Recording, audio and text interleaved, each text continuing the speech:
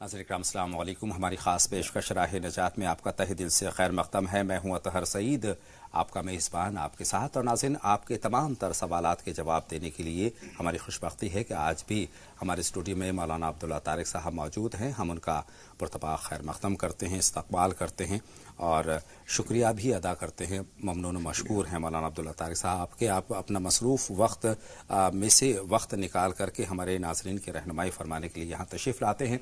नाज़रीन, राह नजात में आजकल एक ख़ास तरबियती सिलसिला नमाज के ताल्लुक़ से चल रहा है और हम उससे बहुत कुछ सीखने की कोशिश कर रहे हैं। चूँकि बहुत सारी चीज़ें हम भूल जाते हैं, थोड़ा सा उसमें दाएं बाएं से हो जाते हैं, लेकिन इस तरबियती सिलसिले का फ़ायदा ये हो रहा है कि हम तमाम तर चीज़ों को एक मरतबा फिर दुरुस्त करने की हम कोशिश कर रहे हैं। फ़र्ज़ नमाज के ताल्लुक़ से बहुत अहम बात यह है कि नमाज दिल का सुकून है और कहा जाए कि अल्लाह से क़ुर्ब हासिल करने का बेहतरीन ज़रिया नमाज है। और सबसे अहम बात यह है कि हर आक़िल व बालिग़ मुसलमान पर नमाज फ़र्ज़ है, जहाँ तक 5 वक्त की नमाज का ताल्लुक़ है। आज हम फ़र्ज़ नमाज के अलावा कौन कौन सी अहम नमाज़ें हैं, इस पर मौलाना साहब से बात करेंगे और ये भी बात करेंगे कि उन नमाज़ों की अहमियत व इफ़ादियत क्या है। मौलाना साहब यहीं से अपनी बात का आगाज़ करते हैं। अस्सलामु अलैकुम रहमतुल्लाहि व बरकातुहू। बिस्मिल्लाहिर रहमानिर रहीम। अल्हम्दुलिल्लाहि रब्बिल आलमीन वस्सलातु वस्सलामु अला सय्यिदिना व मौलाना मुहम्मदिन व अला आलिहि व अस्हाबिहि अजमाइन, अम्मा बाद। मोहतरम हज़रात, हुज़ूर अकरम सल्लल्लाहु अलैहि वसल्लम ने एक बात ये फरमाई है कि क़यामत में जब लोगों की नमाज़ों का हिसाब होगा तो अल्लाह ताला ये देखेगा कि फ़र्ज़ नमाज़ों में कुछ कमी रह गई है तो उसको किस तरह से पूरा किया जाए। उस काम के लिए नफिल नमाजें तलाश की जाएंगी कि इसके साथ पास नफिल नमाजें कुछ हैं या नहीं। सुन्नतें हैं, नवाफिल हैं, नमाजों के आगे पीछे जो सुन्नतें और नवाफिल पढ़े जाते हैं वो हैं। उसके अलावा मुस्तकिल जो अलग औकात में नफिल नमाजें पढ़ी जाती हैं, अगर कुछ वो ज़ख़ीरा उसके पास होगा तो फ़र्ज़ नमाजों की कमी उसके ज़रिए पूरी कर दी जाएगी। नफिल नमाज कभी फ़र्ज़ नमाज का बदल तो नहीं हो सकती जी, लेकिन फ़र्ज़ नमाज में कुछ कमी रह गई है तो वो नफिल नमाज से पूरी की जाती है। ये तो अहमियत है नफिल नमाजों की। इसलिए कुछ लोग जो ये कह दिया करते हैं कि मियाँ हमसे फ़र्ज़ नमाजें पूरी हो जाएं तो बहुत है, पूरी होने ही के लिए ज़रूरत है उसकी। इसलिए कि जो हमने फ़र्ज़ नमाजें पढ़ी हैं उसके हमारे पास कोई ज़मानत, कोई तरीक़ा जानने का या नहीं है कि हमारी नमाजें पूरी हुई। हमने चाहे पूरी करने की कोशिश कर ली हो, लेकिन खुदा पाक की तराजू में वो पूरी हो गई या नहीं, उसके मेयार पर पूरी उतरी या नहीं, इसको हम नहीं जानते। इसलिए अपनी पूरी कोशिश बेहतर से बेहतर बनाने की होनी चाहिए और उसके बाद भी कुछ नफिल नमाजों का ज़ख़ीरा अपने पास होना ज़रूरी है ताकि हम उस कमी को पूरा करा सकें। सही। तो फिर नफिल नमाजों की 2 किस्में हैं जी, लेकिन नफिल नमाज के ताल्लुक़ से एक सवाल मेरे जहन में मौलाना साहब इस वक्त ये आ रहा है, फ़र्ज़ नमाज के साथ साथ पहले तो किन औकात में फ़र्ज़ नमाज के साथ नफिल नमाज भी है, पहले उस पर बात कर लेते हैं। और उसके बाद दूसरा सवाल इससे जुड़ता हुआ ये है मौलाना साहब कि बहुत सारे लोग फ़र्ज़ नमाज के साथ जो नफिल नमाज होती है उसको अदा किए बगैर ही मसाजिद से बाहर का रुख कर लेते हैं। देखिए, कुछ नफिल नमाजें तो वो हैं जो फ़र्ज़ नमाजों के आगे पीछे हैं। जी। उसकी 2 किस्में हैं, सुन्नत मुअक्कदा और गैर मुअक्कदा। उसको नफिल भी कहते हैं। नफिल और सुन्नत गैर मुअक्कदा एक ही चीज़ है जी। सुन्नत मुअक्कदा मिसाल के तौर पर फजर से पहले की 2 सुन्नतें हैं, ये निहायत ताकीदी हैं जी। ये फ़र्ज़ नहीं है, वाजिब भी नहीं है, सुन्नत है, लेकिन इसकी ताकीद बहुत है। इसी तरीके से ज़ोहर की नमाज से पहले 4 रकात वो मुअक्कदा हैं। ज़ोहर की नमाज के बाद 2 रकात वो भी मुअक्कदा हैं। असर की नमाज से पहले 4 रकात हैं, वो गैर मुअक्कदा हैं, यानी नफिल का दर्जा है उनका जी। और बहुत सारे लोग तो जानते भी नहीं है कि असर से पहले भी नमाज होती है, लेकिन असर से पहले भी 4 रकात सुन्नतें हैं। उसको नफिल भी कह लीजिए, इसलिए कि ताकीद ही नहीं है। और हुजूर अकरम सल्लल्लाहु अलैहि वसल्लम ने फरमाया है, रहिमल्लाहु इम्रान सल्ला क़ब्ल अल-अस्र अरबान। अल्लाह ताला उस बंदे के ऊपर रहम फरमाए जिसने असर से पहले की 4 रकात नफिल पढ़ी। तो ये उसकी अहमियत है। गोया हुजूर अकरम सल्लल्लाहु अलैहि वसल्लम की दुआए रहमत का वो हकदार हो जाता है जो असर से पहले की 4 रकात नफिल नमाज पढ़ता है। असर की नमाज के बाद कोई नमाज नहीं है, यानी असर से पहले और असर से पहले सुन्नत मुअक्कदा कोई नहीं है, सुन्नत ताकीदी नहीं है। मगरिब से पहले 2 रकात हैं। मगरिब से पहले और इशा से पहले जो नमाजें हैं इसके लिए کوئی ایسا حکم تاکیدی تو نہیں ہے، جی لیکن حضور اکرم صلی اللہ علیہ وسلم کے صحابہ کرام بتاتے ہیں کہ جیسے اذان ہوتی تھی تو ہم 2 رکعت پڑھ لیا کرتے تھے، جی اور یہ 2 رکعتیں ہمارے یہاں چونکہ زیادہ اہتمام یہ ہوتا ہے کہ مغرب کی اذان ختم ہوتے ہی فرض شروع ہو جاتے ہیں، جی اس لیے اس کا موقع کم ہوتا ہے، لیکن جہاں کہیں موقع ہو، جیسے مثال کے طور پر رمضان شریف میں جی افطار کے لیے موقع دیا جاتا ہے، ہاں جی اس موقع سے فائدہ اٹھا کر کچھ لوگ یہ 2 رکعت پڑھ لیتے ہیں۔ نماز کے لیے کھڑے ہو ہمارے ایک استاد تھے، اللہ تعالیٰ مغفرت فرمائے، آمین۔ مولانا اسد اللہ صاحب، جی وہ رمضان کے دنوں میں ان 2 رکعتوں کی بہت پابندی کیا کرتے تھے، سبحان اللہ۔ اور اسی سے ہم نے بھی انہیں سے سیکھا ہے۔ بے شک، ہم جی۔ بھی اس بات کی کوشش کرتے ہیں کہ رمضان المبارک میں کم سے کم یہ 2 رکعتیں جو ہیں، اس لیے کہ حضور اکرم صلی اللہ علیہ وسلم نے ایک بات یہ فرمائی ہے کہ بین کل اذانین صلاۃ، جی 3 مرتبہ یہ بات فرمائی، ہر 2 اذانوں کے بیچ میں،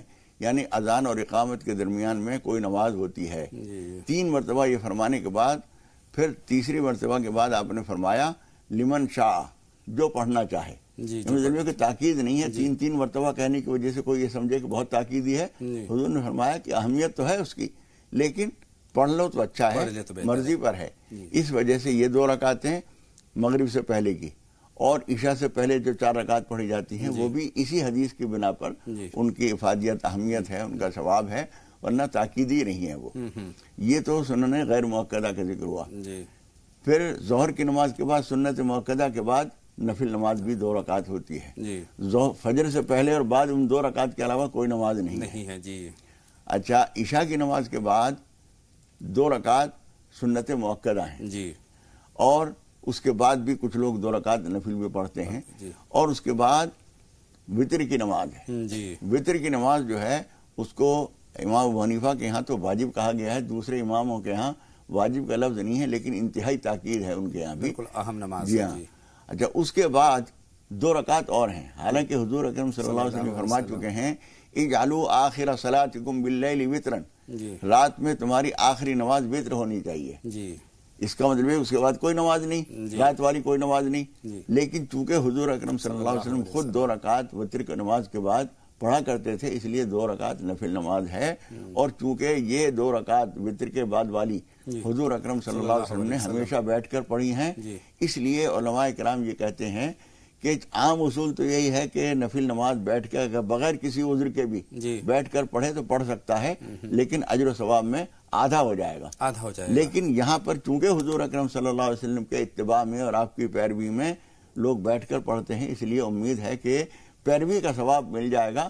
اس عام قانون کے مطابق آدھا ثواب ہوگا، لیکن اتباع نبوی کی وجہ سے اس کا ثواب پورا ملے گا۔ اچھا، مغرب کی نماز کے بعد بھی نفل نماز ہے؟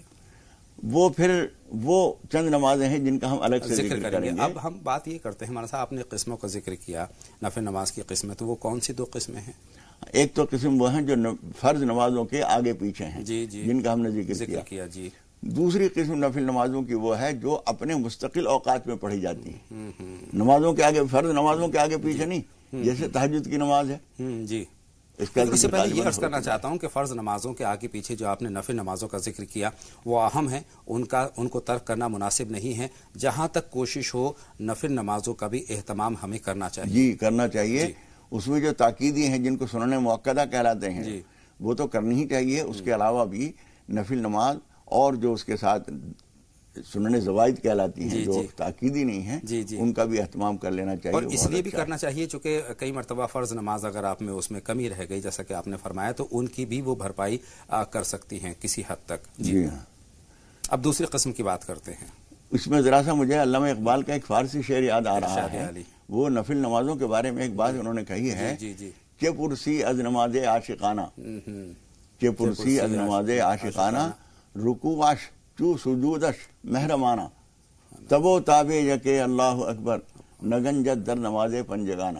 جی وہ کہتے ہیں کہ عاشقان خدا کی نماز کی تم کیا کیفیت پوچھتے ہو، ان کا دل جو ہے وہ 5 نمازوں سے پیٹ نہیں بھرتا ان کا۔ سبحان اللہ، بے شک۔ جس طرح سے کوئی بہت کھانے کا رسیا جو ہے وہ روٹی سالن کھا کے وہ بیٹھا ہوا ہے، ارے بھائی کچھ میٹھا لاؤ، جی چلو میٹھا بھی دے دیا، اب بھی بیٹھے، ارے کوئی پھل ول نہیں ہے کچھ، جی تو اچھا جی یہ پھل بھی ہے، اور آئس کریم وغیرہ کا رواج نہیں ہے آپ کے ہاں، جی اچھا بھائی، اس کا مطلب یہ کہ وہ اپنے کھانے کو نہایت معیاری بنانا چاہتا ہے، قسم قسم کے کھانے، میٹھے بھی، نمکین بھی، ٹھنڈے بھی، گرم بھی، اور پورے اہتمام سے کھانا چاہتا ہے. جس طرح سے ایک آدمی نہایت باذوق ہوتا ہے کھانے کے معاملے میں، علامہ اقبال کہتے ہیں کہ صاحب ایمان جو ہے وہ بھی عبادتوں کے معاملے میں نہایت باذوق ہوتا ہے. فرض نماز پڑھ کے اس کا دل نہیں بھرتا، وہ پڑھتا ہے ان کو، اس کے علاوہ بھی کہتا ہے اب مجھے کچھ اور بھی پڑھنا ہے، کچھ اور بھی پڑھنا ہے. حتیٰ کہ ایسے لوگوں کے لیے حضور اکرم صلی اللہ علیہ وسلم فرماتے ہیں کہ الصلاۃ خیر موضوع، نماز بہترین مشغلہ ہے بلا شبہ. اگر کوئی کام نہیں ہے، کوئی مجبوری نہیں ہے، کوئی مصروفیت نہیں ہے، آپ فرصت میں ہیں تو ایک اچھا مشغلہ یہ ہے. تہجد کا وقت بھی نہیں ہے، تہجد ہو چکا، اب اس کے بعد جو ہے چاشت بھی ہم نے پڑھ لی اور ابھی وقت ہے تو اچھی طرح سے وضو کیا اور پھر نماز پڑھنے کھڑے ہو گئے. اور نماز تو تمام برائیوں سے ہمیں روکتی ہے، اچھائی کی طرف گامزن کرتی ہے. تو یہ ذہن میں ہوتا ہے ہمارے وقت کا جو صحیح استعمال ہے.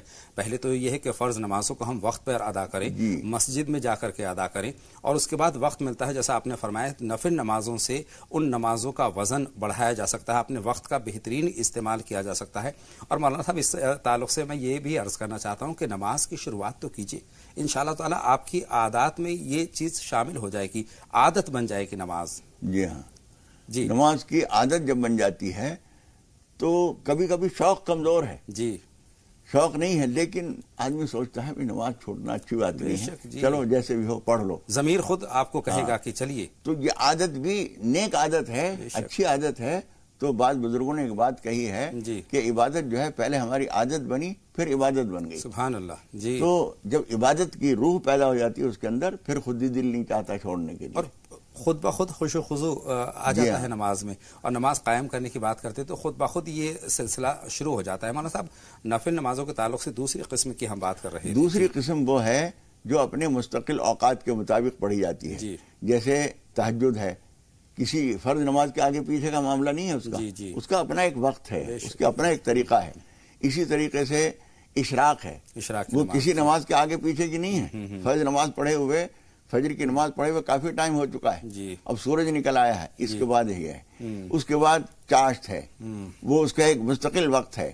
اس کے بعد پھر ایک نماز زوال ہوتی ہے، حدیث کی کتابوں میں اس کا بھی ذکر آتا ہے، حضور اکرم صلی اللہ علیہ وسلم نے اس کی فضیلت بیان فرمائی ہے. پھر اس کے بعد اوابین کی نماز ہے. حدیث کی بعض کتابوں میں چاشت کی نماز کو بھی جو 9:30-10 بجے کے قریب پڑھی جاتی ہے، اس نماز کو بھی صلاۃ الاوابین حین ترمض الفصال کہہ کر بیان فرمایا گیا ہے کہ اوابین کی نماز اس وقت ہوتی ہے جب اونٹ کے بچوں کے پاؤں جلنے لگیں. یعنی اتنی گرمی کے زمانے میں اتنی دھوپ ہو جائے، بڑے جوان اونٹ کے پاؤں نہیں جلتے، اتنی گرم ریت کے اندر بھی وہ چلتا ہے، تو کوئی پریشانی نہیں. لیکن چھوٹے بچے جو اونٹ کے ہوتے ہیں ان کے پاؤں جلتے ہیں. تو آپ نے وہ گھڑی گھنٹے کا تو زمانہ ہے نہیں تھا. حضور اکرم صلی اللہ علیہ وسلم اس کی پہچان یہ بتائے کہ دھوپ جب اتنی تیز ہو جائے اور زمین اتنی گرم ہو جائے کہ اونٹ کے بچوں کے پاؤں جلنے لگیں، تو وہ وقت جو ہے چاشت کا وقت ہے.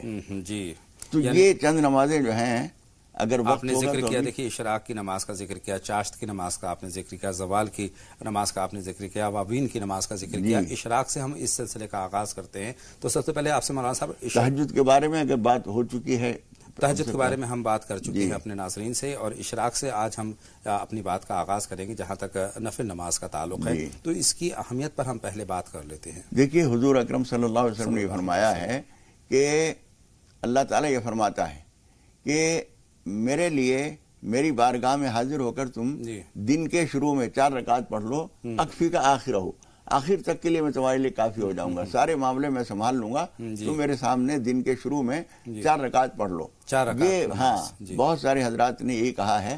ویسے تو دن کے شروع میں فجر کی جو نماز ہے وہ بھی 2 رکعت سنت اور 2 رکعت فرض ہوتی ہے، لیکن اس کے اشراق کے بارے میں اس کو سمجھا جاتا ہے کہ اس سے مراد یہی ہے.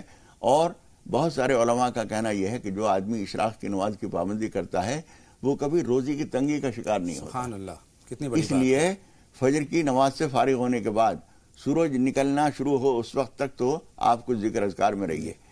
پھر جب سورج نکلتا ہے تو تقریباً 15-20 منٹ اس کے بیچ میں چھوڑے جاتے ہیں. اس وقت میں کوئی نفل نماز نہیں ہوتی، ذکر اذکار تلاوت وغیرہ کی جائے. اس کے طریقے پر مولانا صاحب میں آپ سے بات کروں گا، لیکن اس سے پہلے یہ بات بھی عرض کرنا چاہتا ہوں کہ ہمارے بہت سارے ناظرین روزی روٹی کے لیے پریشان ہوتے ہیں، بہت سارے سوالات ہمارے پاس آتے ہیں. تو اس میں اگر تہجد کا اہتمام کر لیا جائے، اس کے بعد فجر کی نماز کا اہتمام کر لیا جائے، اور جیسا کہ آپ نے فرمایا کہ اشراق کی نماز روزی کے لیے بہت مفید ہے، تو اس کا بھی اہتمام کیا جائے تو بہت فائدہ مند، بہت اچھا ہوتا ہے. سورج نکلنے کے تقریباً 20 منٹ کے بعد یا 15 منٹ کے بعد بھی وہ وقت ہو جاتا ہے۔ اس لیے جاننا ضروری ہے کہ اس کا طریقہ کیا ہے؟ اس کا طریقہ بس یہ ہے کہ وضو اگر فجر کا ہی چلا آ رہا ہے تو ٹھیک ہے، ورنہ اٹھ کے پھر سے وضو کر لیجئے، اور اس کے بعد دو کر کے 4 رکعت اشراق کی نماز ہے۔ اشراق اصل میں کہتے ہیں کسی چیز کو چھیلنا، چھلکا اتارنا۔ تو چونکہ رات کا چھلکا اتر جاتا ہے اور سورج پوری طرح سے سامنے آ جاتا ہے تو دن نمودار ہو جاتا ہے۔ اس کے شروع میں یہ 4 رکعتیں پڑھی جاتی ہیں۔ یہ نماز پڑھ کے پھر اس کے بعد اپنے ناشتے میں اور اپنے دنیا کے مشاغل میں لگ جائے۔ اس کے بعد پھر وقت آتا ہے چاشت کا۔ چاشت کا وقت، جی چاشت کا وقت جو ہے، جیسے ابھی میں نے حدیث کا حوالہ دیا، حضور اکرم صلی اللہ علیہ وسلم فرماتے ہیں کہ چاشت کا وقت وہ ہوتا ہے جو ہمارے یہاں کے حساب سے تقریباً 9:30-10 بجے کا وقت ہے۔ اس میں جب اونٹ کے پاؤں جلنے لگے، اونٹ کے بچوں کے پاؤں جلنے لگے، تو وہ وقت بتایا حضور اکرم صلی اللہ علیہ وسلم نے۔ وہ گرم علاقوں میں اور گرمی کے زمانے میں وہ وقت تقریباً 9:30 کا ہوتا ہے، جب زمین اچھی خاصی تپ جاتی ہے، وہ وقت چاشت کا ہوتا ہے۔ چاشت کا لفظ جو ہے یہ فارسی لفظ ہے، اردو میں ہم بولتے ہیں، عربی میں اس کو الضحیٰ کہتے ہیں، صلاۃ الضحیٰ۔ یہ نماز جو ہے اس کی 8 رکعت پڑھی جاتی ہیں، 2 کر کے، کم بھی کوئی پڑھنا چاہے تو پڑھ سکتا ہے۔ یہ وقت چونکہ انتہائی مشغولیت کا ہوتا ہے، آدمی ناشتے واشتے سے فارغ ہوا اور اپنے بازار کے جانے کی تیاری میں ہے، آفس کے جانے کی تیاری میں ہے، کارخانے والے ہیں کارخانے کی تیاری میں لگے ہوئے ہیں۔ وہ وقت چونکہ بہت مصروفیت کا ہوتا ہے، جو آدمی اس مصروفیت میں سے بھی وقت نکال رہا ہے وہ گویا اللہ تعالیٰ کا بہت ہی عاشق ہے اور اس کا بہت وفادار بندہ ہے۔ لیکن اللہ تعالیٰ نے اس کو فرض اس لیے نہیں کیا، اس مصروفیت میں وقت نکالنا ہر ایک کے بس کی بات نہیں ہے۔ ماشاءاللہ بہت سارے ہمارے جو بھائی ہیں وہ وقت نکالتے بھی ہیں، اور بالخصوص میں مبارکباد پیش کرتا ہوں اپنی بہنوں کی، جو خواتین ہیں وہ اس کا اہتمام خاص طور پر کرتی ہیں۔ اسی لیے یہ سلسلہ چلانے کا مولانا صاحب مقصد یہی ہے کہ اس کی اہمیت اور افادیت بھی ہم اپنے ناظرین تک پہنچا دیں، ایک مرتبہ پھر اس کو دہرانے کی ہماری کوشش ہے۔ جی ہاں، تو نماز چاشت میں جو ہے تقریباً 9:30-10 بجے، 9 بجے بھی آپ اگر پڑھنا چاہیں تو پڑھ سکتی ہیں۔ یہ نماز 2 کر کے، نفل نمازیں عام طور پر 2 کر کے پڑھنا ہی زیادہ اچھا ہوتا ہے، سوائے ان نمازوں کے جن میں اس طرح کا طریقہ بیان کیا گیا ہو۔ جیسے عصر سے پہلے کے لیے 4 رکعت کا حضور فرماتے ہیں تو وہ 4 ہی رکعت پڑھی جائیں گی۔ باقی اس کے علاوہ نفل نمازیں 2 کر کے پڑھنا بہت اچھا ہوتا ہے۔ اچھا، آپ نے اشراق کی نماز کا ذکر کیا اور چاشت کی نماز کا ذکر کیا، اس کے بعد کچھ دعاؤں کا اہتمام بھی کرنا چاہیے، جیسے کہ اشراق کی نماز روزی کے لیے بہت اچھی کہی جاتی ہے کہ اس میں خیر و برکت پیدا ہوتی ہے۔ دیکھیے، ہمارے لوگوں میں جو ذرا فارغ لوگ ہیں، مثال کے طور پر سینئر لوگ ہیں جن کے بچوں نے کام سنبھال لیا ہے، وہ اپنی دکانوں پر اپنے کاموں میں زیادہ نہ جائیں تو کوئی ضروری نہیں ہے، حالانکہ نگرانی کے لیے ان کو ضرورت ہوتی ہے۔ تو وہ بچوں نے جا کے دکان کھول لی، کارخانہ کھول لیا، کام وام شروع کرا دیا، اس کے بعد اپنا سکون سے یہ اشراق پڑھی، انہوں نے کچھ پڑھنا، کچھ معمولات ہیں حدیث شریف کی کتابوں سے اخذ کر کے بہت سارے علماء نے دعاؤں کے مجموعے تیار کیے ہیں۔ سب سے قدیم مجموعہ ایک تو حافظ ابن السنی، انہوں نے عمل الیوم واللیلہ نام سے ایک کتاب لکھی ہے، اس میں دعائیں جمع کی ہیں۔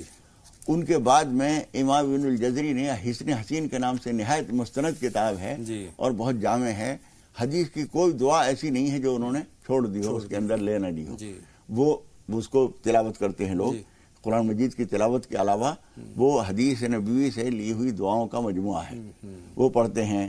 ملا علی قاری کی ایک کتاب ہے دعائے مقبول، وہ ہیں، اور بھی بعد کے علماء نے بھی کچھ کتابیں اس طرح کی مرتب کی ہیں۔ مسنون دعاؤں کی کتابوں میں وہ دعائیں مل جائیں گی؟ جی، وہ دعائیں ملتی ہیں۔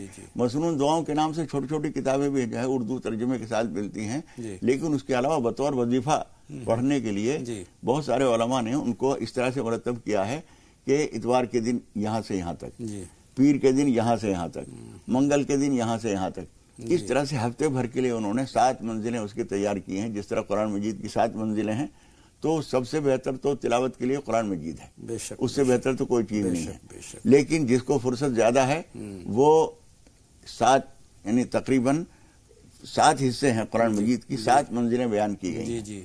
ایک منزل روزانہ پڑھے تو ہفتے بھر میں قرآن مجید پورا ہو جاتا ہے۔ جن کو کم فرصت ہے وہ ایک پارہ روزانہ پڑھتے ہیں، مہینے بھر میں ایک قرآن مجید پورا ہو جاتا ہے۔ اور بہت سارے بزرگ ایسے بھی ہیں جو بہت زیادہ تلاوت کرتے ہیں۔ ہمارے ایک استاد تھے، ان کے انتقال ہو گیا، اللہ مغفرت فرمائے۔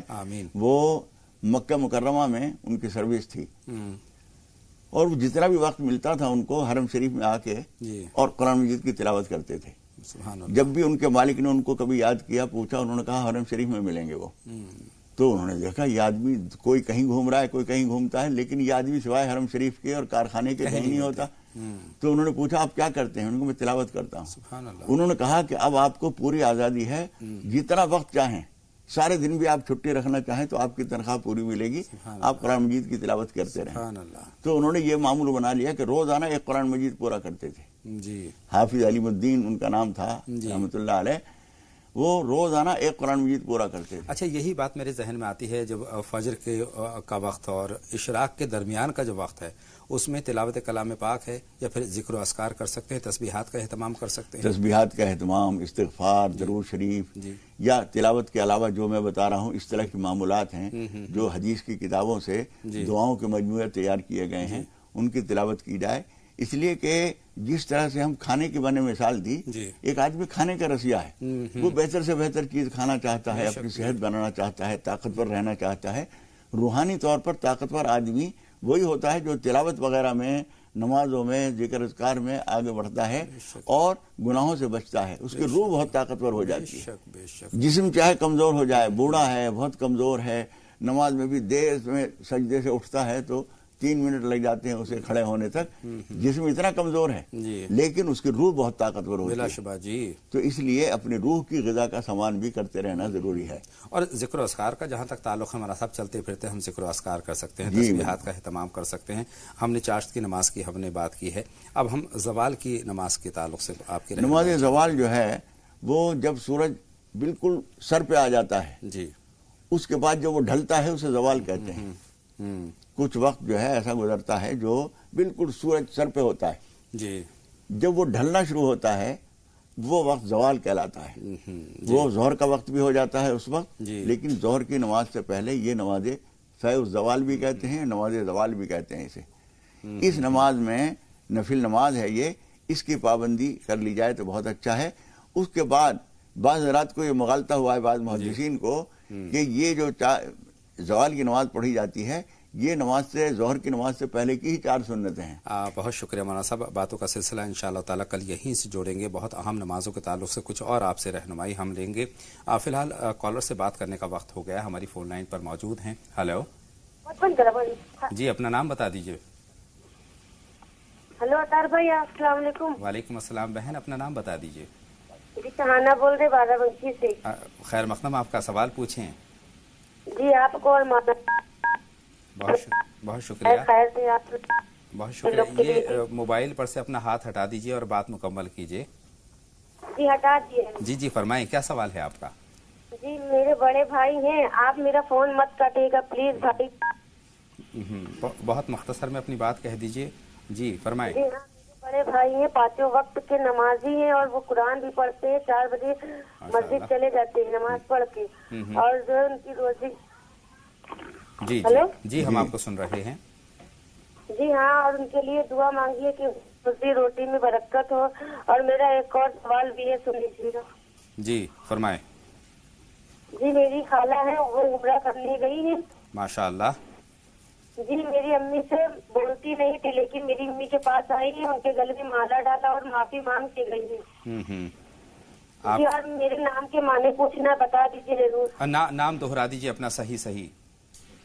جی آمینہ کے معنی۔ آمینہ، جی جی ہاں، اور جو ہے جابر کے معنی۔ ذاکر بولا، آمنہ ہم تک پہنچ گیا۔ بہت شکریہ بہن کال کرنے کے لیے۔ تو ناظرین، کچھ لمحوں کا آمنہ کو انتظار کرنا ہوگا۔ آمنہ صاحبہ کا سوال ہمارے پاس ہے مولانا صاحب، اور وہ ان کے بلکہ 2 سوالات ہیں۔ ایک تو بڑے بھائی کی روزی روٹی کے لیے وہ فکر مند ہیں، تو روزی روٹی میں خیر و برکت کے لیے غالباً وہ دعا جاننا چاہتی ہیں، کوئی عمل جاننا چاہتی ہیں۔ جی دیکھیے، ایک تو ان کو اہتمام کرنا چاہیے، یہ بہت اچھی بات ہے کہ نماز 5 وقت پہ پڑھتے ہیں، قرآن مجید کی تلاوت بھی خوب کرتے ہیں۔ شام کے وقت میں سورہ واقعہ ان کو پڑھنی چاہیے، جی ایک بات۔ دوسرے یہ کہ نماز توبہ وقتاً فوقتاً پڑھتے رہا کریں، اور استغفار کثرت سے چلتے پھرتے اٹھتے بیٹھتے استغفر اللہ، اللہم اغفر لی، رب اغفر وارحم وانت خیر الراحمین، یہ پڑھتے رہیں۔ اور فجر کی نماز کے بعد کم از کم 1 مہینے تک یہ پابندی کریں، اس کے بعد چاہے گھٹا دیں، 313 مرتبہ یا اللہ یا رحمانو یا رزاقو، یا اللہ یا رحمانو یا رزاقو، یہ پڑھ لیا کریں، انشاءاللہ تعالی روزی کے دروازے کھل جائیں گے انشاءاللہ تعالی۔ ان کا دوسرا سوال بہت اچھا لگا مجھے، تو انہوں نے کہا کہ خالہ جب عمرہ پر جا رہی تھی تو امی سے چونکہ ناراضگی چل رہی تھی، لیکن جاتے وقت انہوں نے ان کو گلے لگا کر ان سے معافی طلب کی۔ یہ بہت اچھی عادت ہے، جی۔ لیکن کچھ لوگوں نے اس کو یہ سمجھ رکھا ہے جب ہم عمرے پہ یا حج پہ جائیں اسی وقت یہ معافی تلافی اور تعلقات ٹھیک کرنا اور رنجشوں کو دور کرنا اسی وقت ضروری ہے۔ ایسا نہیں ہے، اس وقت بھی کرتے ہیں، بہت اچھی بات ہے، لیکن رنجشوں کو پالتے رہنا یہ کوئی سمجھداری کی بات نہیں ہے۔ وہ طریقہ جو چلا آ رہا ہے وہ اس وقت سے چلا آ رہا ہے جب کہ حج کے سفر میں 6 مہینے اور 8 مہینے لگتے تھے، تو لوگ سمجھتے تھے کہ موت زندگی کا کچھ بھروسہ نہیں، موت زندگی کے یہاں رہتے ہوئے بھی بھروسہ نہیں ہے۔ ہم بہت چھوٹی چھوٹی باتوں پر اپنوں سے ناراض ہو جاتے جی ہیں، ہاں، اس لیے خفا ہو کوئی جاتے ہیں۔ رنجش، کوئی ناراضی ہو تو فوراً صاف کر لیجئے، اس کو لٹکائے نہ رکھیے۔ بہت اچھی بات آپ نے یہ کہی کہ دلوں کو صاف کر لینا چاہیے۔ اگر کوئی غلط فہمی ہے، غلط فہمی جو ہے بہت بڑے فاصلے بنا دیا کرتی جی ہے۔ ہاں، شروع میں چھوٹی سی بات ہوتی ہے، بڑھتی چلی جاتی ہے، اس کے نتیجے میں رنجشیں اور بڑھتی چلی جاتی ہیں۔ تو اتحاد و اتفاق پیدا کرنے کے لیے اپنے دل میں جو انا کا مسئلہ ہے اس کو ہمیں ہٹا دینا چاہیے۔ ہمارے کالرز منتظر ہیں ہم، لیکن اس سے پہلے درخواست یہ کرنا چاہتے ہیں کہ جیسے ہی آپ ہمیں فون کریں برائے کرم اپنے ٹی وی کی آواز بند رکھیں گے، یہ بہترین طریقہ ہے ہماری آپ سے بات کرنے کا۔ ایک کالر ہمارے ساتھ فون لائن پر موجود ہیں، ان سے بات کرتے ہیں۔ ہلو ہلو، السلام علیکم۔ وعلیکم السلام، اپنا نام بتا دیجئے۔ میرا نام محسنہ ہے، بنگلور سے۔ بہت بہت خیر مقدم آپ کا محسنہ بہن، فرمائیں کیا سوال ہے آپ کا؟ میں بہت دن سے دیکھ رہی ہوں اور فالو بھی کر رہی ہوں آپ کو۔ جی جی۔ تہجد میں کون سے الحمد کے بعد کون سے سورہ پڑھنا چاہیے؟ بہت اچھا۔ اور دوسرا سوال، عصر میں 4 رکعت جو نفل سنت پڑھنے کا ہی ایسا کارڈ میں لکھا ہے، آپ تو نفل بول رہے ہیں۔ کون سے وقت کی بات کر رہی ہیں آپ؟ عصر میں، عصر سے پہلے، فرض سے پہلے۔ بالکل، اس کی وضاحت آپ تک پہنچے گی، بلکہ مولانا صاحب یہیں سے اپنی بات کا آغاز کرتے ہیں۔ جی دیکھیے، سنت بھی اس کو کہا جاتا ہے، سنت جو غیر مؤکدہ ہوتی ہے وہ سنت اور نفل ایک ہی معنی جی جی جی۔ سنت جب بولتے ہیں عام طور پر وہ سنت مؤکدہ ہوتی ہیں، جیسے ظہر سے پہلے کی 4 رکعت سنت مؤکدہ ہیں، لیکن جو مؤکدہ نہ ہو اس کو نفل بھی کہتے ہیں اور سنت غیر مؤکدہ بھی بولتے ہیں۔ تو عصر سے پہلے کی سنتوں کو اگر کہیں سنت لکھا ہے تو سنت غیر مؤکدہ ضرور لکھا ہوگا سامنے بریکٹ میں، سنت غیر مؤکدہ۔ تو سنت غیر مؤکدہ اور نفل ایک ہی چیز ہے۔ اچھا، دوسرا سوال ایک بات ان کی وہ تہجد سے متعلق رہ گئی ہے، تہجد میں کوئی رکعتیں مخصوص نہیں ہیں، جی، یعنی کیا کس رکعت میں کون سی صورت پڑھی جائے یہ مخصوص نہیں ہے، کوئی سی بھی صورت آپ پڑھ سکتی ہیں۔ ایک کالر اور ہیں ہمارے ساتھ، گلاب صاحب ہیں، ان کا سوال ہم شامل کر لیتے ہیں، مہاراشٹر سے ہمیں فون کر رہے ہیں۔ فرمائیں کیا سوال ہے گلاب صاحب؟ خیر مقدم آپ کا۔ السلام علیکم۔ وعلیکم السلام، فرمائیں گلاب صاحب کیا سوال ہے آپ کا؟ میں شولاپور سے بات کر رہا ہوں، مہاراشٹر سے۔ جی جی فرمائیے۔ میں موزون ہے ادھر کا۔ بآواز بلند اپنی بات ہم تک پہنچا دیجئے بھائی۔ میں موزون ہوں۔ جی جی جی، بات مکمل کیجئے۔ ہلو گلاب صاحب، جی ہماری فون لائن پر موجود ہیں، تو ٹی وی کی آواز بند کر دیجئے اور اپنا سوال مکمل کیجئے۔ آپ مؤذن ہیں، آگے کیا کہنا ہے؟ جی فرمائیں۔ ایک اور کالر ہیں، ہم معذرت چاہتے ہیں ہماری بات ممکن نہیں ہو پا رہی ہے۔ حشمت صاحب سے بات کرتے ہیں، ہماری فون لائن پر ہیں۔ خیر مقدم آپ کا حشمت صاحب، سوال پوچھیں۔ السلام علیکم۔ وعلیکم السلام، فرمائیں بھائی کیا سوال ہے، کیا جاننا چاہتے ہیں؟ سوال یہ ہے کہ ایک صاحب نے ایک روز پوچھا تھا مولانا صاحب سے کہ اذان سے پہلے جو ہے نا صلاۃ و سلام پڑھی جاتی ہے، تو اس کا جواب مکمل نہیں دیا گیا، اور ہر جگہ دیکھتے ہیں تقریباً کہ یہ اہتمام بہت زور شور سے ہو رہا ہے، لیکن ہم لوگ جب بچے تھے تو اس طرح کا تو واقعات نہیں پیش آتا تھا، تو اس کا برائے مہربانی آپ کی بات ہم تک پہنچ گئی ہے، مولانا صاحب سے اپنی بات کیا سلسلہ، برائے مہربانی قرآن و حدیث کی روشنی میں آپ اس کو واضح فرمائیں۔ مولانا صاحب نہیں، اس کا جواب ہو چکا ہے، ایک ہی سوال کو بار بار دہرانے کی ضرورت نہیں ہے، وقت بھی واضح طور پر بات ہو چکی ہے۔ بہرحال آج تو ہم نفل نمازوں کے تعلق سے بہت اہم باتیں کر رہے ہیں، اور ہم اپنے ناظرین سے ایک مرتبہ پھر یہ درخواست کرنا چاہتے ہیں کہ جب آپ فون کریں اپنی ٹی وی کی آواز بند رکھیں، یہ ہماری اور آپ کی بات کرنے کا सही तरीका होगा, वरना बात मुमकिन नहीं हो पाती है।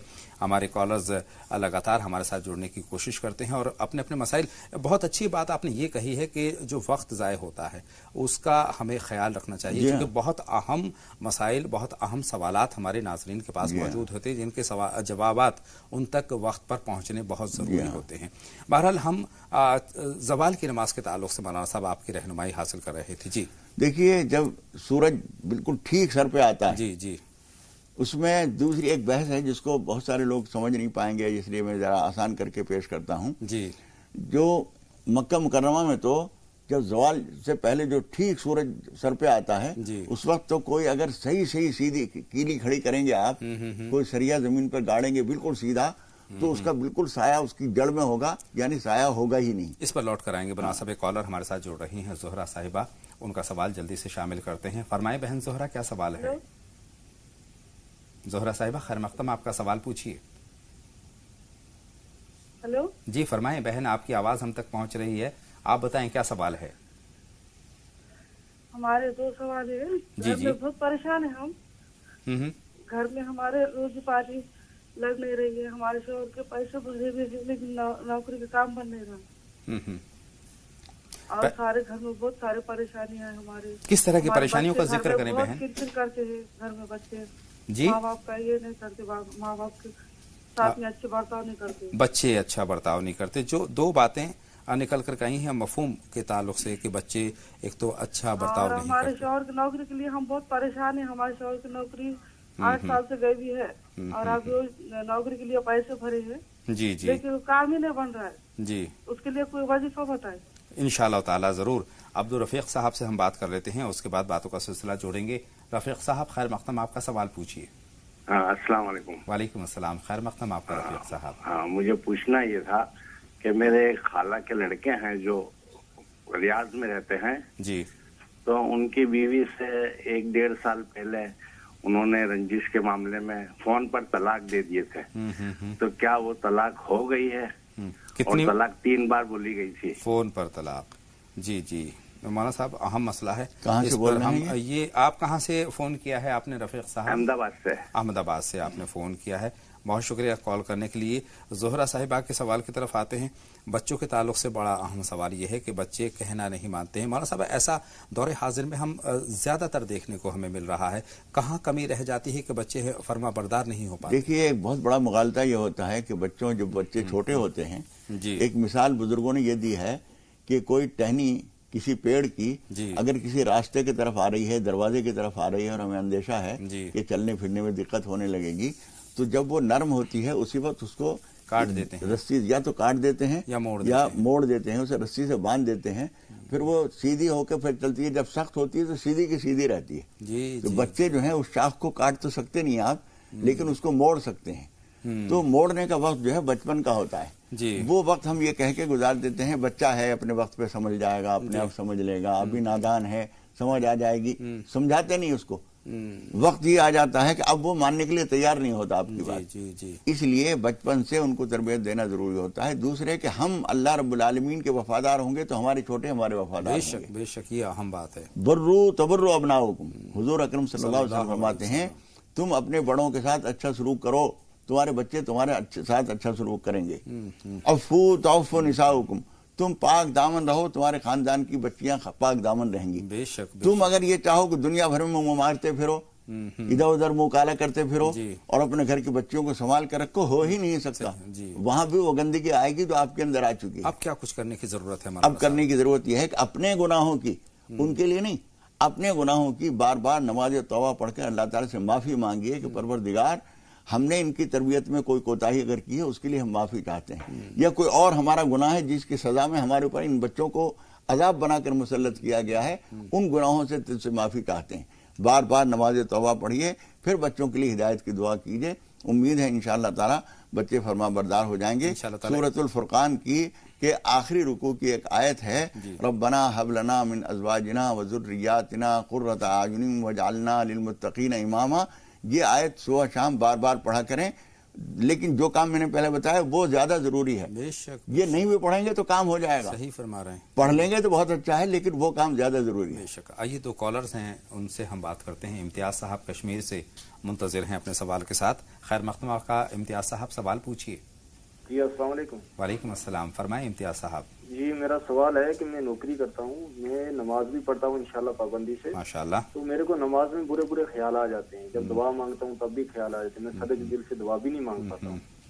منفی خیالات دعا وغیرہ تو میں نوکری کرتا ہوں, میرے پیسے میں برکت نہیں ہے. اچھا, خیر و برکت بھی نہیں ہے. آپ کے دونوں سوال ہم نے نوٹ کر لیے ہیں امتیاز صاحب, اور انشاءاللہ مولانا صاحب کی رہنمائی اس پر ہم لیں گے. ہنا صاحبہ کا سوال پہلے لے لیتے ہیں, بنگلورو سے ہماری فون لائن پر ہیں. ہنا صاحبہ خیر مقدم آپ کا سوال پوچھیے. ہنا صاحبہ ہماری فون لائن پر موجود ہیں. وعلیکم السلام بہن, خیر مقدم آپ کا. میرا مولانا السلام علیکم. مولانا صاحب سے میری یہ درخواست ہے کہ میری بچی کی مہینے میں ڈیلیوری کا ڈیٹ ہے. مولانا صاحب سے دعا کرانا چاہتے ہیں, اور اگر لڑکا ہوا تو ہم عمر حمزہ نام رکھنا چاہتے ہیں, اور بیٹی ہو تو سارا رکھنا چاہتے ہیں. عمر حمزہ نام ٹھیک, عمر حمزہ اور بیٹی ہوئی تو سارا. بیٹی ہوئی تو سارا. اچھا, کس کی بات کر رہے ہیں آپ کی بیٹی کے ماشاءاللہ سے؟ ہاں میری بیٹی کی. ماشاءاللہ, بہت شکریہ. دعا کی درخواست ہے, دعا کیجیے انشاءاللہ. دعا کی درخواست. صاحب اس میں ضرور دعا کریں گے, اللہ تعالیٰ ان کو نیک صالح اولاد عطا فرمائے. جو 2 نام آپ نے سوچے ہیں دونوں نام ٹھیک ہیں. اور یہ بہت اچھا سوال ہے. بجائے اس کے کہ ہم نام رکھ دیتے ہیں, غلط نام رکھ لیں, پھر اس کے بعد پوچھتے پھریں, پھر وہ بتایا جائے غلط ہے تو پھر اس کو بدلنے کا کام بڑھے. تو اس سے اچھا یہ ہے کہ پہلے ہی نام سوچ لیا جائے, پوچھ لیا جائے. یہ ٹھیک ہے, جو نام آپ نے سوچے ہیں ٹھیک ہیں. تو یہ دونوں ہی ناموں کے تعلق سے آپ کا مشورہ ہے؟ دونوں میں سے کوئی نام جی ٹھیک ہے. اچھا, یہ سوال کا جواب پہنچ گیا ہے. سیدہ صاحبہ کا سوال شامل کرنا ہے, ہماری فون لائن پر آ چکی ہیں. خیر مقدم آپ کا. سیدہ صاحبہ سوال پوچھیے. سیدہ صاحبہ ہماری فون لائن پر موجود ہیں تو سوال پوچھیے. ہیلو جی فرمائیں. وعلیکم السلام بہن. سیدہ سوال پوچھیے. جی میرا یہ سوال ہے مولانا طارق جی سے. السلام علیکم. وعلیکم السلام. جی ہمارے گھر میں اثرات ہیں جو کہ کافی ٹائم پرانے ہیں, میرے آنے سے پہلے کے, اس گھر میں 14 سال پہلے. اور جی آپ نے ٹی وی سیٹ کی آواز بند نہیں کی ہے بہن.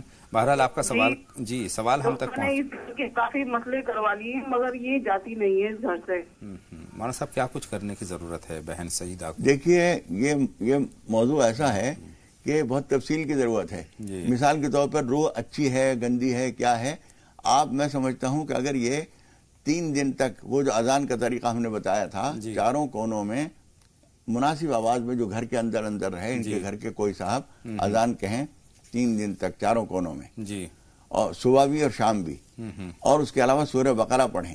اگر وہ آپ کو پریشان نہیں کر رہی ہے وہ روح, تو آپ کو پریشان ہونے کی ضرورت نہیں. دنیا کتنی دنیا میں کہاں کون رہتے ہیں ہمیں نہیں معلوم. اگر وہ روح آپ کو پریشان نہیں کر رہی ہے تو آپ کو اسے ہٹانے کی کوشش نہیں کرنی چاہیے. اللہ کا کوئی بندہ ہے, رہتا رہے. بے شک. کلثوم صاحبہ کا سوال اور شامل کرتے ہیں, گورکھپور سے سوال پوچھنا چاہتی ہیں. فرمائے بہن کلثوم, کیا سوال ہے؟ سوال بھائی 3 ہے.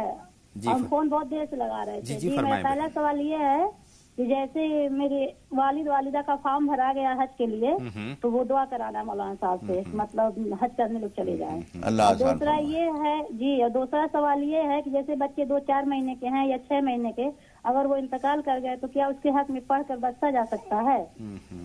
اور تیسرا سوال یہ ہے مولانا صاحب سے کہ جب ہم نماز کے لیے کھڑے ہو رہے ہیں مصلی پہ, تو میری بائیں آنکھ ایک دم سے بھڑک رہی ہے. جب میں پڑھ کے مصلی سے ہٹ جا رہی ہوں تو پھر نہیں وہ فرق رہی ہے. تو اس کے بارے میں مولانا صاحب سے جاننا ہے. کون سی آنکھ پھڑکتی ہے آپ کی؟ جی جب ہم مصلی پہ نماز کے لیے کھڑے ہو رہے ہیں تو وہ شروع ہو جا رہی ہے. جب تک ہم نماز پڑھ رہے ہیں بائیں آنکھ وہ دے رہی ہے. مطلب مولانا صاحب یہ آنکھ پھڑکنے کا کوئی تعلق ہے؟ نہیں, اس کا کوئی تعلق نہیں ہے. وہ جو کچھ ہو رہا ہے آنکھ پھڑکتی رہے, کوئی حرج نہیں ہے. اس کے شر سے اللہ سے پناہ مانگ لیجئے کہ اگر وہ نماز کے ہی وقت میں ایسا ہوتا ہے تو یہ شیطانی چیز ہو سکتی ہے. اللہ تعالیٰ اس سے پناہ مانگ لیجئے. اور حج کے فارم بھرا ہے, اللہ تعالیٰ سے دعا کرتے ہیں اللہ تعالیٰ آسان فرمائے, قبول فرمائے, خیر و عافیت سے سارے کام انجام پا جائیں. اور بچہ جو 2 سے 4 مہینے کے بچے کے تعلق سے ان کا سوال ہے, ان کو وہ اصل میں وہ خود ذخیرہ ہیں ہمارے لیے. بے شک جی. اسی وجہ سے جنازے کی نماز جو پڑھی جاتی ہے تو اس میں اللہم اجعلہ لنا فرۃ واجعلہ لنا اجرا وذخرا, یہ جو دعا پڑھی جاتی ہے وہ خود ہمارے لیے آخرت کا ذخیرہ ہے. ہمیں چاہیے کہ ہم صبر سے کام لیں. اور اگر ان کو کچھ پڑھ کے بھیجنا چاہتے ہیں کوئی حرج نہیں۔ عبدالرفیق صاحب کا جو احمد آباد سے سوال ہے، خالہ کے بیٹے کے تعلق سے انہوں نے پوچھا ہے، کہیں بیرون ملک رہتے ہیں اور بیوی سے انبن تھی، انہوں نے اس کو طلاق فون پر دی۔ اس کے لیے آپ احمد آباد میں رہتے ہیں، وہاں اچھے علماء موجود ہیں، وہ آپ یا تو وہاں پوچھیں یا وہ خود پوچھیں پوری صورتحال کیا ہے، کیا الفاظ کہے ہیں، یہ سب چیز انہیں لکھ کر دیں تو اس کا جواب زبانی، طلاق کے سوال کا جواب جو ہے زبانی دینا احتیاط کے خلاف ہے۔ جو شکل ہوئی ہے وہ صحیح سے لکھ کر وہ پیش کریں مفتی کے سامنے، اور وہ صورتحال کو دیکھ کر اس کے مطابق جواب دے گا۔ یہ سب سے بہترین طریقہ ہے کہ باریکی کے ساتھ، چونکہ یہ بہت باریک اور نازک مسئلہ ہوتا ہے۔ فوزیہ صاحبہ ہماری فون لائن پر ہیں، ان کا سوال بھی ہم شامل کرتے ہیں۔ خیر مقدم آپ کا فوزیہ صاحبہ، سوال پوچھیے۔ سوال میرا یہی ہے کہ ہمارے شوہر تو بہت اچھا کماتے ہیں۔ بآواز بلند بہن، آپ کی آواز ہلکی پہنچ رہی ہے۔ یہ بتا رہے کہ ہمارے شوہر کماتے ہیں ماشاءاللہ بہت اچھا، لیکن وہ گھر پہ جلدی پیسہ نہیں دیتے، اور اس کے لیے کوئی دوا بتائیے کہ شوہر مطلب گھر پہ ہم لوگوں کو پیسہ دے۔ یعنی خرچے کو بھی پورے نہیں ہوتے ہیں، پیسے اتنے بھی نہیں دیتے ہیں؟ نہیں، خرچے اپنے وہی پورا کرتے ہیں، لیکن پھر بھی اپنی آدمی کی اپنی کچھ ضرورتیں ہوتی ہیں۔ یہ اہم بات ہے۔ جی مولانا صاحب، دیکھیے اس کے لیے ایک تو آپ تھوڑا سا اپنا برتاؤ ان سے بہتر کیجئے، جیسا کچھ بھی چل رہا ہے اس سے اور بہتر برتاؤ کیجئے تاکہ ان کے دل میں آپ کے لیے کچھ جگہ بڑھ جائے۔ دوسرے کہ آپ فجر کی نماز کے بعد، عشاء کی نماز کے بعد یا ودودو 151 مرتبہ پڑھ کر اللہ تعالیٰ سے دعا کیا کریں۔ انشاءاللہ تعالیٰ جس قدر وہ آپ کے اوپر مہربان ہوں گے اتنا ہی آپ کے اوپر آپ کے خرچوں ورچوں کا احساس کریں گے۔ یہ بات بالکل صحیح ہے کہ صرف کھانے پینے کا سامان گھر میں لا کے دے دینا کافی نہیں ہے، کچھ اور ضرورتیں بھی ہوتی ہیں۔ بہت ساری ضروریات ایسی ہوتی ہیں جو کہ ان کے لیے لب کشائی خاتون نہیں کرتی ہے، تو اس کا بھی خیال رکھنا چاہیے شوہر کو، ایک ذمہ دار شوہر کو تمام طرف دیکھنا چاہیے۔ سحر بانو صاحبہ بلرام پور سے ہماری فون لائن پر ہیں، بتائیں بہن۔ سحر بانو صاحبہ سوال پوچھیے۔ السلام علیکم۔ وعلیکم السلام۔ وعلیکم السلام۔ بتائیں بہن، کیا جاننا چاہتی ہیں؟ ہاں بھائی، میں خواب کے تعبیر سے جاننا چاہتی ہوں۔ بتائیں۔ خواب میں دیکھی کل کہ مچھلی بہت زیادہ ہے، بڑی اور چھوٹی، تو بڑی والی مچھلی میں کٹا ہے۔ کاٹا ہے؟ کٹا سے دیکھ کے ہمیں بہت گھبراہٹ ہوا کہ کٹا ہے یہ مچھلی۔ ٹھیک ہے، ٹھیک ہے، آپ کی بات مولانا صاحب تک پہنچ کے۔ مولانا صاحب، اس خواب کی کیا تعبیر ہو سکتی ہے؟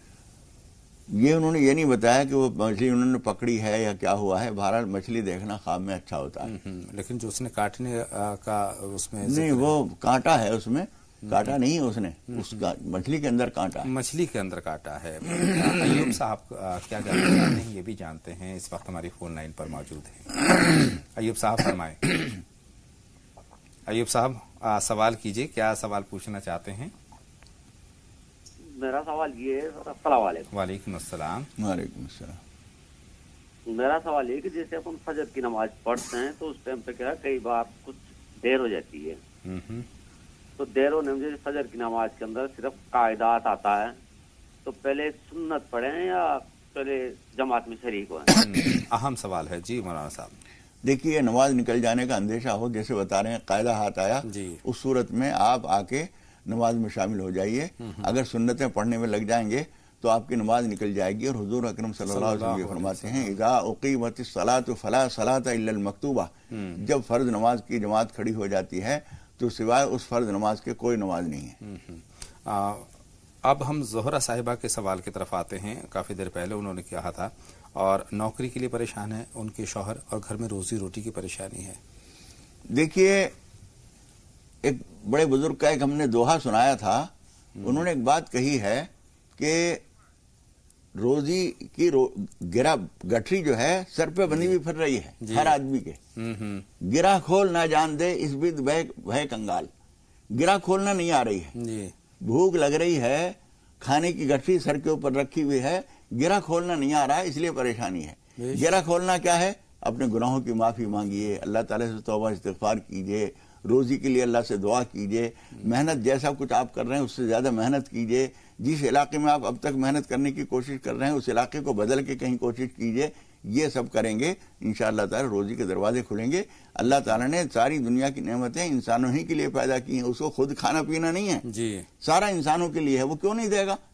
لیکن طریقہ اختیار کیجیے۔ غالباً ہماری آخری کالر ہوں گی خوشنما صاحبہ۔ उनसे हम बात कर लेते हैं। लखीमपुर से हमें फ़ोन कर रही हैं।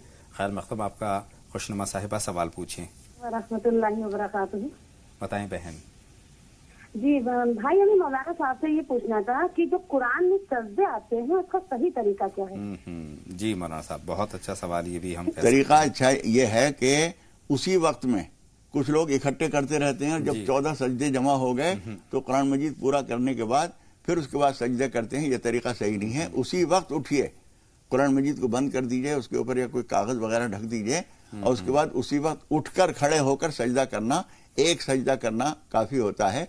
लेकिन अगर बैठे बैठे भी बैठ के तिलावत हो रही है और कुरान शरीफ को एक तरफ किया और आपने बैठे बैठे ही सजदा कर लिया, तब भी कोई हर्ज नहीं। ज्यादा अच्छा यह है कि खड़े हो जाएं, फिर उसके बाद अल्लाह अकबर कहते हुए सजदे में जाएं और 3 मरतबा सुभान रब्बियल आला कम से कम कहकर, और ज्यादा पढ़े तो बहुत अच्छा है, फिर उसके बाद उठ जाएं। एक सजदा काफी होता है हर सजदे पे। और जहां सजदा लिखा हुआ है आयत के बिल्कुल आखिर में, और आमतौर पर उस पे आयत के ऊपर भी छोटा सा लफ्ज़ सजदा लिखा हुआ होता है, वहां तक पहुंचने के बाद फिर सजदा कीजिए। एक आखिरी सवाल हमारे पास है इम्तियाज साहब का, कश्मीर से। उन्होंने सवाल किया था। अच्छा सवाल है। नौकरी करते हैं, नमाज वक्त पर अदा करते हैं, लेकिन उनका यह है, एक तो खैर व बरकत के लिए उन्होंने दुआ जाननी चाहिए है। दूसरा सवाल यह है कि नमाज के दौरान उनको मनफी ख्यालात आते हैं। देखिए, मनफी ख्यालात आना ये शैतानी अमल है। इसकी वजह से घबराइए नहीं, परेशान ना होइए। बस जब कभी दुआ में मिसाल के तौर पर ख्याल आ रहा है तो ला हौला वला कुव्वता इल्ला बिल्लाहिल अलिय्यिल अज़ीम पढ़ लीजिए, औज़ु बिल्लाहि मिनश शैतानिर रजीम पढ़ लीजिए। और नमाज में ख्याल आ रहा है तो दिल को हटाते जाइए और जो चीज आप पढ़ रहे हैं उसके माना पर ध्यान करते जाइए। मसलन सूरह फातिहा पढ़ रहे हैं, इय्याका नअबुदु व इय्याका नस्तईन पढ़ रहे हैं, तो उसके माना पर ध्यान कीजिए कि परवरदिगार हम तेरी ही इबादत करते हैं, तुझी से मदद मांगते हैं।